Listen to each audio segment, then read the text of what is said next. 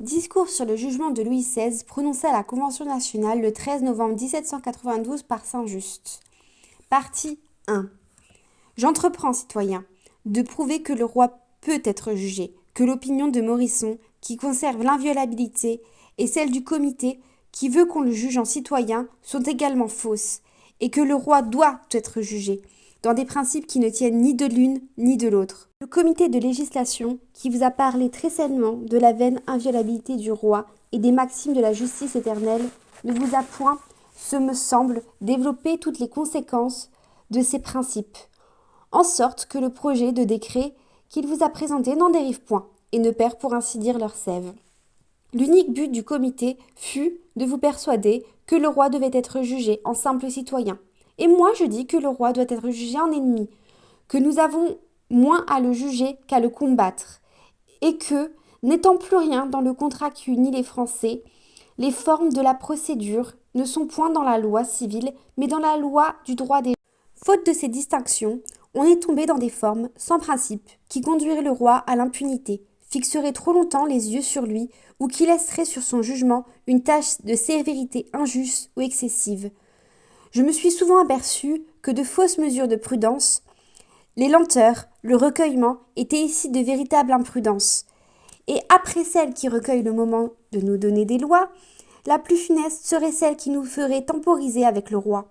Un jour, peut-être, les hommes aussi éloignés de nos préjugés que nous le sommes de ceux des Vandales s'étonneraient de la barbarie d'un siècle où ce fut quelque chose de religieux que de juger un tyran, où le peuple, qui eut un tyran à juger, l'éleva au rang de citoyen avant d'examiner ses crimes, songea plutôt à ce qu'on dirait de lui qu'à ce qu'il avait à faire.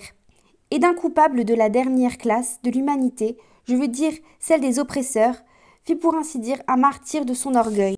Discours sur le jugement de Louis XVI prononcé à la Convention nationale le 13 novembre 1792 par Saint-Just. Partie 1. J'entreprends, citoyens, de prouver que le roi peut être jugé, que l'opinion de Morisson, qui conserve l'inviolabilité, et celle du comité, qui veut qu'on le juge en citoyen, sont également fausses, et que le roi doit être jugé, dans des principes qui ne tiennent ni de l'une ni de l'autre. Discours sur le jugement de Louis XVI, prononcé à la Convention nationale le 13 novembre 1792 par Saint-Just. Partie 2. Les mêmes hommes qui vont juger Louis ont une république à fonder. Ceux qui attachent quelque importance au châtiment d'un roi ne fonderont jamais une république. Parmi nous, la finesse des esprits et des caractères est un grand obstacle à... On embellit toutes les erreurs et, le plus souvent, la vérité n'est que la séduction de notre goût. Votre comité de législation vous en donne un exemple dans le rapport qui vous a été lu. Morisson vous en donne un plus frappant. À ses yeux, la liberté, la souveraineté des nations sont une chose de fait. On a posé des principes, on a négligé leurs plus naturelles conséquences. Une certaine incertitude s'est montrée depuis le rapport. Chacun rapproche le procès du roi de ses vues particulières. Les uns semblent craindre de porter plus tard la peine de leur courage. Les autres n'ont point renoncé à la monarchie. Ceux-ci craignent un exemple de vertu qui serait un lien d'esprit public et d'unité de la République. Ceux-là n'ont point d'énergie. Les querelles, les perfidies, la malice, la colère qui se déploient tour à tour ou sont un frein ingénieux à l'essor de la vigueur combinée dont nous avons besoin, ou sont la marque de l'impuissance de l'esprit humain. Nous devons donc avancer courageusement à notre but, et si nous voulons une république, y marcher très sérieusement. Nous nous jugeons tous avec sévérité, je dirais même avec fureur. Nous ne songeons qu'à modifier l'énergie du peuple et de la liberté, tandis qu'on accuse à peine l'ennemi commun et que tout le monde, ou rempli de faiblesse, ou engagé dans le crime, se regarde avant de frapper le premier coup. Nous cherchons la liberté, et nous nous rendons esclaves l'un de l'autre. Nous cherchons la nature, et nous vivons armés comme des sauvages furieux. Nous voulons la République, l'indépendance et l'unité, et nous nous divisons, et nous ménageons un tyran. Citoyens, si le peuple romain, après 600 ans de vertu et de haine contre les rois, si la Grande-Bretagne, après Cromwell mort, vit renaître les rois, malgré son énergie, que ne doivent pas craindre parmi nous les bons citoyens, amis de la liberté, en voyant la hache trembler dans nos mains, et un peuple, dès le premier jour de sa liberté, respecter le souvenir de ses fers. Quelle république voulez-vous établir au milieu de nos combats particuliers et de nos faiblesses communes? On semble chercher une loi qui permette de punir le roi, mais dans la forme du gouvernement dont nous sortons, s'il y avait un homme inviolable, il l'était, en partant de ce sens pour chaque citoyen. Mais de peuple à roi, je ne connais plus de rapport naturel. Il se peut qu'une nation, stipulant les clauses du pacte social, environne ses magistrats d'un caractère capable de faire respecter tous les droits et d'obliger chacun. Mais ce caractère étant au profit du peuple et sans garantie contre le peuple, l'on ne peut jamais s'armer contre lui d'un caractère qu'il donne et retire à son gré. Les citoyens se lient par le contrat, le souverain ne se lie pas. Ou le prince n'aurait point de juge et serait un tyran.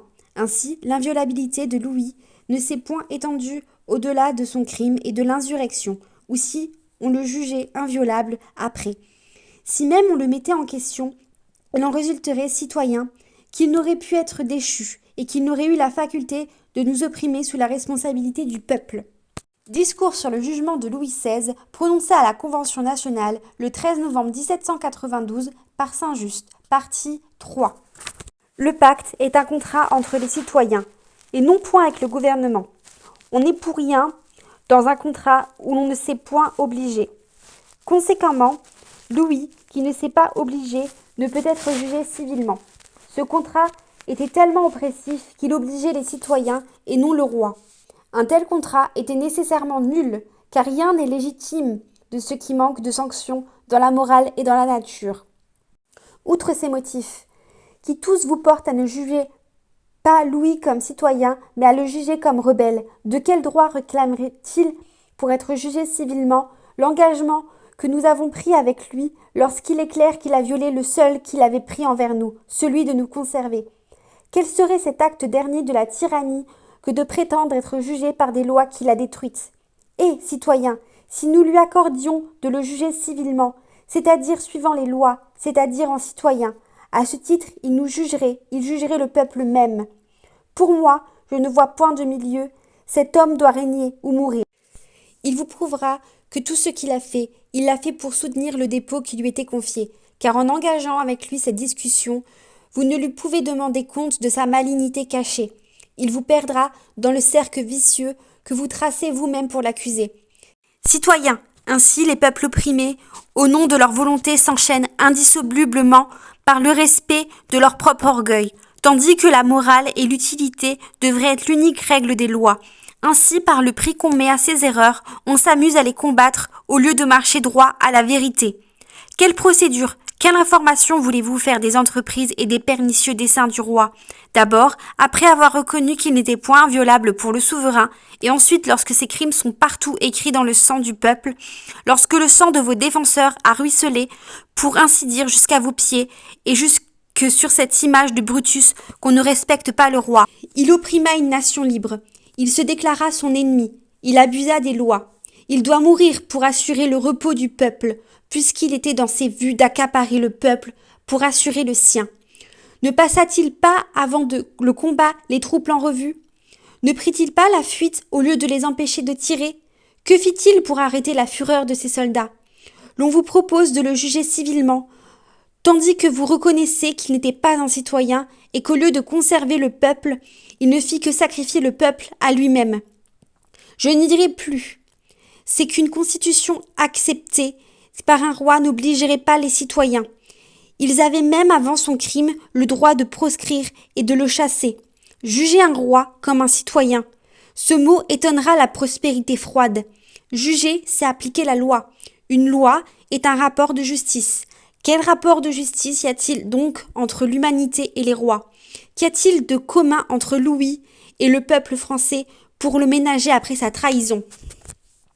Discours sur le jugement de Louis XVI, prononcé à la Convention nationale le 13 novembre 1792 par Saint-Just, partie 4. Il était l'âme généreuse qui dirait, dans un autre temps, que le procès doit être fait à un roi, non point pour les crimes de son administration, mais pour celui d'avoir été roi, car rien au monde ne peut légitimer cette usurpation. Et de quelque illusion, de quelque convention, que la royauté s'enveloppe, elle est un crime éternel, contre lequel tout homme a le droit de s'élever et de s'armer. Elle est un de ces attentats que l'aveuglement même, que tout un peuple ne saurait justifier.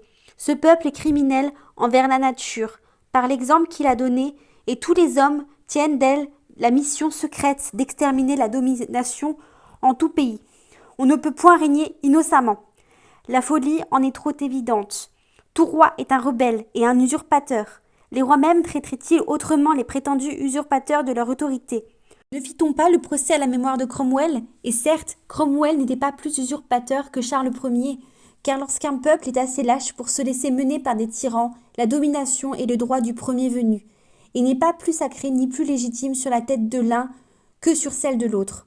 Voici les considérations qu'un peuple généreux et républicain ne doit pas oublier dans le jugement d'un roi. On nous dit que le roi doit être jugé par un tribunal, comme les autres citoyens, mais les tribunaux ne sont établis que pour les membres de la cité, et je ne conçois point par quel oubli des principes des institutions sociales un tribunal serait juge entre un roi et le souverain. Comment un tribunal aurait la faculté de rendre un maître à la patrie et de l'absoudre, et comment la volonté générale serait citée devant un tribunal? On vous dira que le jugement sera ratifié par le peuple, mais si le peuple ratifie le jugement, pourquoi ne jugerait-il pas? Si nous sentions point tout le faible de ces idées, quelque forme de gouvernement que nous adoptiassent, nous serions esclaves, le souverain n'y serait jamais à sa place, ni le magistrat à la sienne, et le peuple serait sans garantie contre l'oppression. Citoyens, le tribunal qui doit juger Louis n'est point un tribunal judiciaire, c'est un conseil, c'est le peuple, c'est vous, et les lois que nous avons à suivre sont celles du droit des gens. C'est vous qui devez juger Louis, mais vous ne pouvez être à son égard une cour judiciaire, un juré, un accusateur. Cette forme civile de jugement le rendrait injuste, et le roi, regardé comme citoyen, ne pourrait être jugé par les mêmes bouches qui l'accusent. Louis est un étranger parmi nous. Il n'était pas un citoyen avant son crime. Il ne pouvait pas voter. Il ne pouvait pas porter les armes. Il l'est encore moins depuis son crime. Et par quel abus de la justice même en feriez-vous un citoyen pour le condamner? Aussitôt qu'un homme est coupable, il sort de la cité, et point du tout.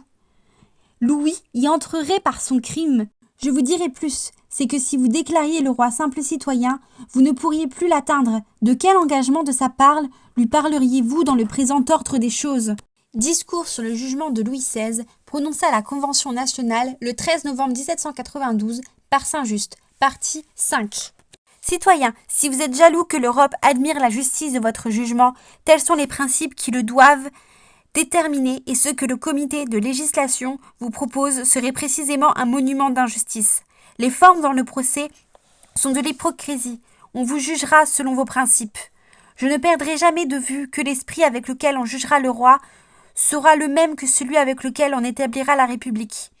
La théorie de votre jugement sera celle de vos magistratures, et la mesure de votre philosophie dans ce jugement sera aussi la mesure de votre liberté dans la Constitution. Je le répète, on ne peut point juger un roi selon les lois du pays, ou plutôt les lois de la cité. Le rapporteur vous l'a bien dit. Mais cette idée est morte trop tôt dans son âme. Il en a perdu le fruit. Il n'y avait rien dans les lois de Numa pour juger Tarquin, rien dans les lois d'Angleterre pour juger Charles Ier. On les jugea selon le droit des gens. On repoussa la force par la force, on repoussa un étranger, un ennemi. Voilà ce qui légitima ces expéditions, et non point de vaines formalités qui n'ont pour principe que le consentement du citoyen par le contrat. On ne me verra jamais opposer ma volonté particulière à la volonté de tous. Je voudrais ce que le peuple français ou la majorité de ses représentants voudra.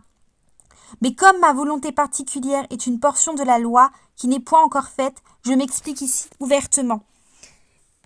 Il ne suffit pas de dire qu'il est dans l'ordre de la justice éternelle que la souveraineté soit indépendante de la forme actuelle de gouvernement, et d'en tirer cette conséquence que le roi doit être jugé. Il faut encore étendre la justice naturelle et le principe de la souveraineté jusqu'à l'esprit même dans lequel il convient de le juger. Nous n'aurons point de république dans ces distinctions qui mettent toutes les parties de l'ordre social dans leur mouvement naturel, comme la nature crée la vie de la combinaison des éléments. Tout ce que j'ai dit tend donc à vous prouver que Louis XVI doit être jugé comme un ennemi étranger. J'ajoute qu'il n'est pas nécessaire que son jugement à mort soit soumis à la sanction du peuple, car le peuple peut bien imposer des lois par sa volonté, parce que ces lois importent à son bonheur. mais le peuple même ne pouvant effacer le crime de la tyrannie, le droit des hommes contre la tyrannie est personnel, et il n'est pas acte de la souveraineté qui puisse obliger véritablement un seul citoyen à lui pardonner. Discours sur le jugement de Louis XVI prononcé à la Convention nationale le 13 novembre 1792 par Saint-Just, partie 6 et fin.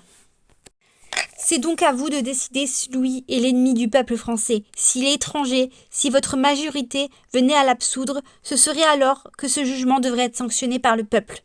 Car si un seul citoyen ne pouvait être légitimement contraint par un acte à la souveraineté à pardonner au roi, à plus forte raison, un acte de magistrature, ce ne serait point obligatoire pour le souverain. Mais hâtez-vous de juger le roi, car il n'est pas de citoyen qui n'ait sur lui le droit que Brutus avait sur César. Vous ne pourriez pas plutôt punir cette action envers cet étranger que vous n'avez blâmé la mort de Léopold et de Gustave. Louis était un autre qu'Altalina. Le meurtrier, comme le consul de Rome, jurerait qu'il a sauvé la patrie. Louis a combattu le peuple. Il est vaincu. C'est un barbare, c'est un étranger prisonnier de guerre. Vous avez vu ses desseins perfides. Vous avez vu son armée. Le traître n'est pas le roi des Français. C'était le roi de quelques conjurés. Il faisait de levées secrètes de troupes, avait des magistrats particuliers. Il regardait les citoyens comme ses esclaves. Il avait proscrit secrètement tous les gens de bien et de courage. Il est le meurtrier de la Bastille, de Nancy, du Champ de Mars, de Tournai, des Tuileries. Quel ennemi, quel étranger nous fait le plus de mal? Il doit être jugé promptement. C'est le conseil de la sagesse et de la scène politique. C'est une espèce d'otage que conservent les fripons. On cherche à remuer la pitié. On achètera bientôt des larmes. On fera tout pour nous intéresser, pour nous corrompre même. Peuple, si le roi est jamais absous, souviens-toi que nous ne serons plus dignes de ta confiance et tu pourras nous accuser de perfidie.